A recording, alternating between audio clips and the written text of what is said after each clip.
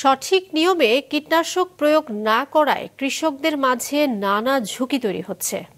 Contract পয়জনিংয়ে আক্রান্ত হয়ে হাসপাতালে ভর্তি হচ্ছেন অনেকেই, জানিয়েছেন বিশেষজ্ঞ চিকিৎসকেরা। তারা সতর্ক করছেন, এখনই পদক্ষেপ না নিলে ফুসফুসে ক্যান্সার সহ নানা জটিল রোগে আক্রান্ত হতে পারে কৃষকেরা। Desk report. মেহেরপুরের চ্যাঙ্গারা গ্রামের ৪২ বছর বয়সী কৃষক ওমর ফারুক মুখে মাস্ক কিংবা চোখে চশমা ব্যবহার না করেই ফসলের জমিতে কীটনাশক ছিটাচ্ছিলেন। কাজ শেষে অসুস্থ হয়ে পড়েন তিনি। চিকিৎসকরা বলছেন, যত্রতত্রভাবে কীটনাশক প্রয়োগের সময় সে কন্ট্যাক্ট পয়জনিংয়ের আক্রান্ত হয়েছে। দিন দিন বাড়ছে এ রোগীর সংখ্যা। সার এবং বিষ একসাথে প্রয়োগ করেছি। প্রয়োগ করে অস্থিরতা লাগে। অস্থিরতার ওই সময় আমি মেশিনে যেয়ে গোসল করেছি। গোসল করার পরেও আমি সুস্থ হতে পারিনি।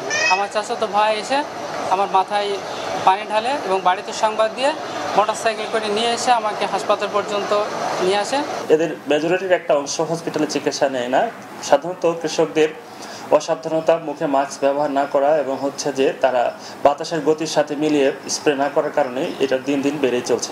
আর দীর্ঘমেয়াদী এই সমস্ত কৃষকরা বিভিন্ন রোগে আক্রান্ত হয়ে থাকে। এদের মধ্যে ফুসফুস ক্যান্সার হওয়ার সম্ভাবনা রয়েছে এবং স্কিন ক্যান্সার হওয়ার সম্ভাবনা রয়েছে। মেহেরপুরের ৩টি হাসপাতালের তথ্য বলছে, গেল ২ মাসে ফসলি জমিতে কীটনাশক প্রয়োগ করতে গিয়ে অসুস্থ হয়ে চিকিৎসা নিয়েছেন শতাধিক রোগী। শ্বাসকষ্ট, মাথা ব্যথা, বমি বমি ভাব নিয়ে অনেকেই ভর্তি হতে হয় হাসপাতালে। যখন বীজ দিই তখন হয়তো বাতাসে বিপরীত যখন দাঁড়ায় তখন হয়তো মুখে এসে ছুটে পড়ে। এগুলো আমরা হয়তো মুখটুক পরিষ্কার করে ধুই, তারপরে হয়তো মুখে জ্বলা পড়ার সময় সময় করে। কিছু কিছু বিষ আছে তারা মুখে অ্যাকশন করে খুব বেশি। অনেকের অনেক রকম সমস্যা হয়, শ্বাস প্রশ্বাসের কষ্ট হয়, অক্সিজেন দেওয়া লাগে, তারপরে সে আবার সুস্থ হয়। অনেক সময় কড়া বিষ দিলে দেখা যাচ্ছে আমরা ও ডাক্তার বাড়ি চলে যাই, গিয়ে দেখা যাচ্ছে ও ভর্তিও হয়ে যেতে হয়। এরকম সমস্যা হয়ে যায়। এভাবে দীর্ঘদিন ধরে শরীরে কীটনাশক প্রয়োগ করলে ফুসফুস, নিউরোলজিক্যাল ও স্কিন ক্যান্সার সহ নানা জটিল রোগে আক্রান্ত হতে পারে কৃষকরা। কৃষকদের শ্বাসতন্ত্রের ঝুঁকির কথা ভেবে জৈব বালাইনাশক ও সুরক্ষা নিয়ে জমিতে কীটনাশক প্রয়োগের পরামর্শ চিকিৎসকদের। সচেতন তারা থাকে না, যার ফলে হঠাৎ অসুস্থ হয়ে পড়ে।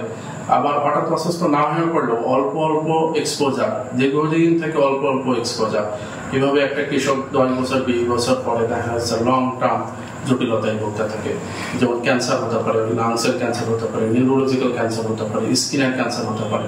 চাষিদেরকে অবশ্যই জানতে হবে যে কোন বালাইনাশক ব্যবহার করলে কতদিন পর, যেটাকে বলে পিএইচআই, অপেক্ষমান কাল, পিরিহার পেশেন্ট, এগুলো তাদের জানতে হবে।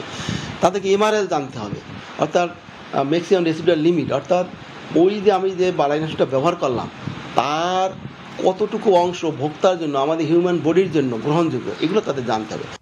দেশের একমাত্র জাতীয় ক্যান্সার গবেষণা ইনস্টিটিউট ও হাসপাতালে 2015 থেকে 2017 সালের গবেষণার তথ্য বলছে, দেশে ক্যান্সার আক্রান্ত রোগীর 1/3 কৃষক। এ হার দিন দিন বাড়ছে।